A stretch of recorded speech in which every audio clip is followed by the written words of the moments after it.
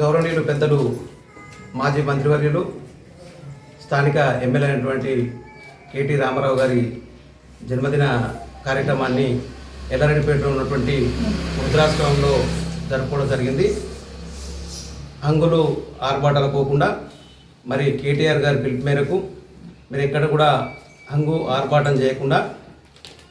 మీరు ఏదైనా తోచినంత వీలైనంత పేద ప్రజలకు సమాజానికి ఉపయోగపడే విధంగా కార్యక్రమాలు చేయండి తప్పిస్తే మరి ఆర్భాటం చేయొద్దని వారి పిలుపు మేరకు సాధారణంగా ఆ డే కేర్ సెంటర్లో వారికి ఇక్కడ ఉన్నటువంటి వృద్ధులందరికీ కూడా బట్టలతో పాటు దుప్పటి పంపించేసి వారికి భోజనాలు ఏర్పాటు చేసి కడుపు నింపే కార్యక్రమాన్ని ఇలా తీసుకోవడం జరిగింది. ఇలా ఎందుకంటే ఒకవైపు రాష్ట్రం లోపల వర్షాలు లేక రైతులందరూ కూడా విలవిల్లాడుతుంటే మరి కాళేశ్వరం ప్రాజెక్టు ద్వారా మెట్ట ప్రాంతానికి నీళ్ళు ఇవ్వాల్సినటువంటి ప్రభుత్వం మరి ఇయ్యకపోవడం వల్ల ఈ ప్రాంతం అంతా కూడా ఎడారిగా మారి రైతు కళ్ళల్లో కన్నీళ్లు కారుతున్నటువంటి తరుణం లోపల దాంతోపాటు మరి దేశవ్యాప్తంగా కూడా నీటు పరీక్ష రాసినటువంటి విద్యార్థులందరూ కూడా ఇలా ఆ పరీక్ష లీక్ అవ్వడం వల్ల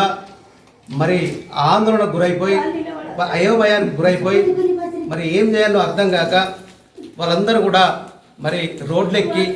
ఢిల్లీలో జంతర్ మంతర్ వద్ద ఆందోళన చేస్తూ ఉంటే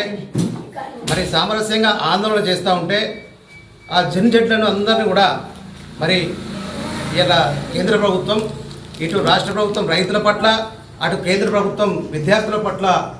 చేస్తున్నటువంటి నిరంకుశ దాడులకు వ్యతిరేకంగా నేను ఇలా బర్త్డే జరుపుకోను,